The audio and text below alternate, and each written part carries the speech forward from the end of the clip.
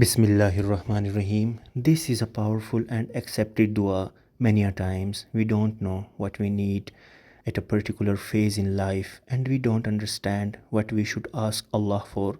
This dua is a beautiful answer to that confusion. Let Allah bring the goodness you need in your life. Ask from Him, rely on Him, and look how He knows what you need more than you know it for yourself. And when you admit your helplessness and dependency on Him, look how He grants you things beyond your expectation. And this dua is for getting married, job, and other good things you need.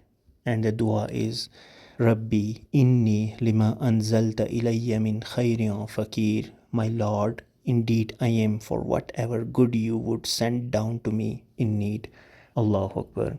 اللهم صل على سيدنا محمد وعلى آل سيدنا محمد وبارك وسلم.